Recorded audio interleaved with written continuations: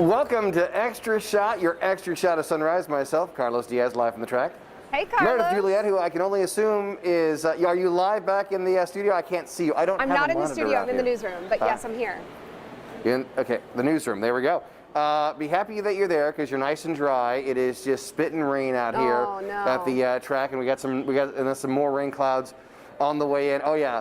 We didn't even see, it was hilarious because like we're doing our live stuff and I looked at my camera guy, Joe Fenton, my esteemed photojournalist. He's like, well, my untrained eye says we're not gonna get rain. And literally 15 minutes later, it just starts raining really hard in the middle of a live shot. So yes, he did, he jinxed me. I'm soaked, I'm like a wet cat out here. So let me just tell you real quick here about, yeah, it's bad. And this is polyester. No, not the polyester. We want to remind you that yeah. So Meredith, tell us about. I hear a rumor. Is there confirmation about something happening on Sunday live on Channel 13? Yes, we finally got the confirmation alongside everybody else. We will be airing the Indy 500 live here on Channel 13 this Sunday. The blackout has been lifted because the race is sold out. 135,000 tickets, 40% capacity, every single one of them sold. So we will have live coverage in the morning, 13 Sunrise live coverage starting at 6 a.m. and then NBC's live coverage will take over at noon. That green flag drops Sunday at 12:45 and you can watch the entire race live right here on Channel 13. All right, by the way, I have you now. I can see you on my phone now, and I see you have your sweater on. That's nice. Of course. And I see that your dad, Greg, was the first person to say good morning. We have good mornings from Kev, Sherry, Sandra, Taylor, Thomas, Glenn, Mignoni? It's a good try. Nani. Yeah, thank you. Did I get it totally wrong? Christine. Yeah, Brian, I know. I deserve silk, Brian. I get polyester. But this is nice. These are nice. This is, by the way, Meredith, I thought about you when I put this jacket on because it's very much Speed Racer. You know, it's got the, you know. My black and white dress. I almost wore that one today. See, that would have been really cool. All right, so if you've never been to the snake pit at the Indianapolis 500, the new one, not the old one, the new snake pit. Meredith, have you ever been out to the snake pit before? I've gone twice. Okay, so you know, it is chaos. It's an experience. Total energy. It is an experience. And it's hard to believe that one IndyCar driver actually likes to go out there to chill out before the race. We spoke with Conor Daly, who told us it's his pre-race ritual ever since he's been racing in the Indianapolis 500. Check it out. Well, the snake pit is clearly one of my favorite areas of the Indianapolis 500. You're not going to believe this, guys. Conor Daly is in the snake pit right now. Look, look. See up there next to Elydium, the DJ? Love the music. And some of my great friends who are DJs have played over there, and it's just great to see him in action. Conor Daly is in his race gear. Conor Daly, who's running in this year's Indianapolis 500 in a matter of hours, is right there in the snake pit. I started this run of going to the snake pit, I think my rookie year, 2016, and then every year it's just been something that we set aside about maximum of 20 minutes. So we get on a golf cart and we just zip on over. We go behind the golf course, basically backstage, get up onto the stage, and whoever is playing at that time, normally it's like in between sets. So one DJ is finishing and another one's going on. But isn't there someone on Conor Daly's racing team that says to him, dude, don't you have an Indianapolis 500 to focus on? Well, the funny part about focusing on the Indy 500 and going to the snake pit, I mean, I'm not doing anything else except over-focusing. So if anything, it takes my mind off it. It gets me kind of all excited about, you know, the event that's going to take place. I mean,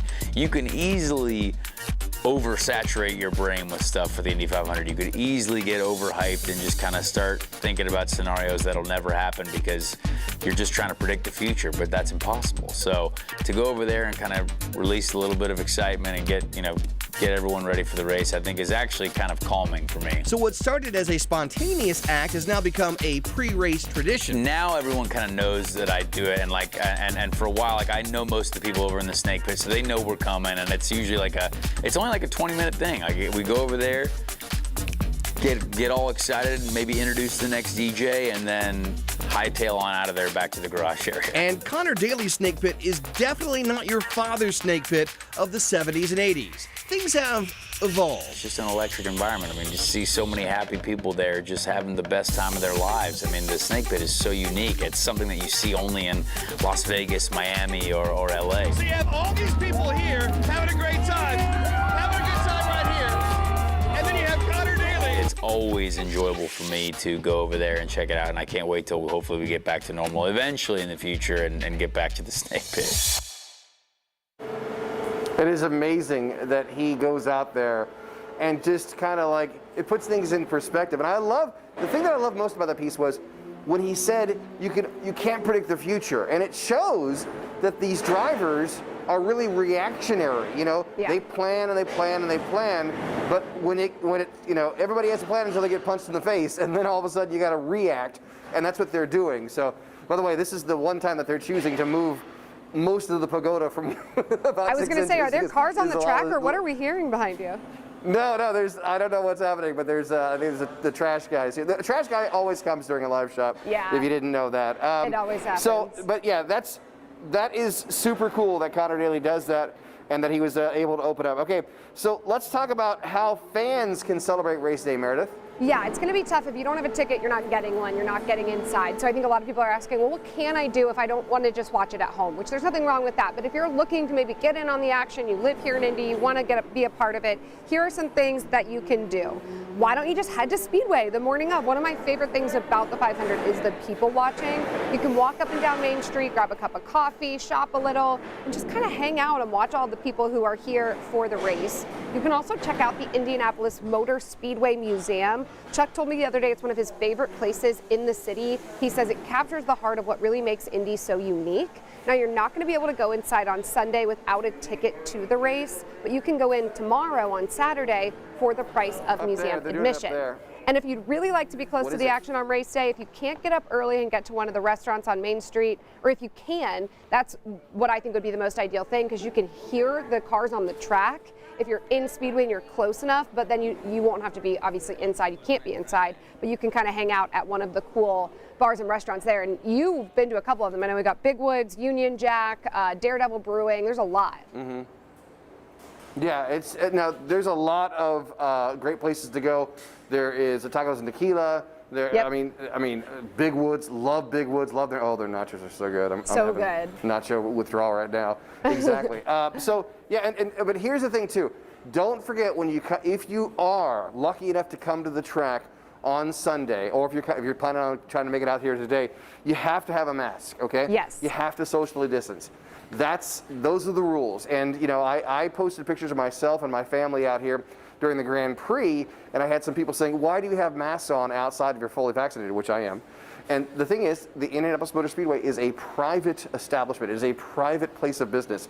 Right. And they have set the rules, and the rules are that you have to wear a mask while you're inside the Indianapolis 500 as a spectator. So there is social distancing going on, so you're going to need to wear a mask. Anyone over the age of 4 will be expected to wear a mask at all times, unless you're drinking or eating. And don't think that you can come out here and have a drink in your hand for the whole race and have your mask down. They will have a little paddle, and they'll say, hey, you know, they come over with a little ping pong paddle and tell you, hey, put your mask up, kind of a thing.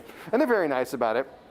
If you forgot and you come with cash, it's a cashless day, so you need to bring your credit cards or your debit card. I think this is really cool. Meredith, you were talking about this during the show. Yeah. If you bring cash, the track will have a reverse ATM machine, which I've never heard of before, which is really cool. You can insert your cash and get a temporary debit card. That is so cool. I would bring like $1, and then I'd put it in the machine. Just to do it. Have the machine go, $1? Yeah, I'm going to waste my plastic on you for $1? Come on, kid. And so there's... Every ticket sold has a seat. There are no general admission tickets this year. That means the spectator viewing mounds in the infield and midway, those will be closed. So we will see fans in the stands. There will be social distancing. The infield is not open. There's not going to be a snake pit this year. Probably should have mentioned that coming out of that snake pit piece. But it is, and even on race day, they're going to have vaccines available for anyone who wants to get one of those vaccines. So it's all good. It's all good. I'm just happy we're doing a race. It's going to be such a great experience this year for everyone. Sorry, I didn't mean real to cut quick you off before we there. go, I just want to say, no, that's fine. Brian wants to know, Carlos, how good are the nachos at Big Woods? I mean, I'm telling, we voted best nachos in town. You're not going to find a better nacho. I'll try them all, as you can see. I called Big Woods earlier this week trying to make a reservation just for Saturday day, like just a lunch reservation, and they were like, no. I mean, you can come by, but they were like, we don't take reservations for the month of May. It's too crazy. No, it's exactly. You just need to stop on in. Who would you go with, by the way, if you were Josh, you went to Big Woods? Who would my you go with? fiance. Oh, see, my drink is way over there. I can't take a sip. I led you down that path, and now I cannot pay it off. All right, before we go, Meredith, are you ready for a little treat? Sure.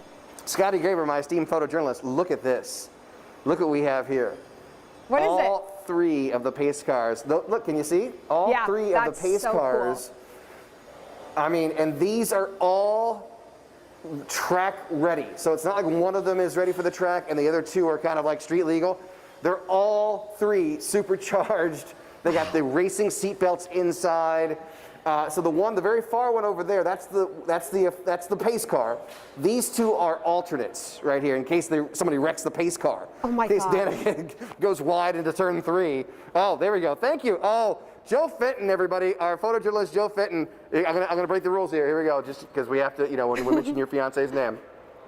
There we go. Did you get your drink? Oh, Gatorade Zero. It never tasted so good.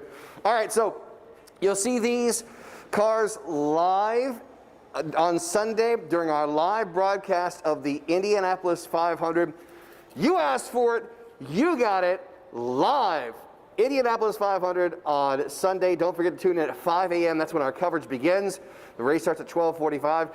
Meredith will be in the newsroom. I'll be in the studio with Julia Moffett, and we'll be having a great time tossing it out to the track with Scott Swan, Anne-Marie Tiernan, Chuck Lofton, Rich Van Wyk, the whole crew, Rich Nye, Dave Calabro, everybody will be on board. Angela Bucket will be in studio with us. It's going to be a great Sunday. And I mean, why would you go anyplace else? You tune in at 5 a.m. and you're just there the rest of the day. You know what I'm saying? I know what you're saying. So do you have your race prediction? Who you think's going to win it all?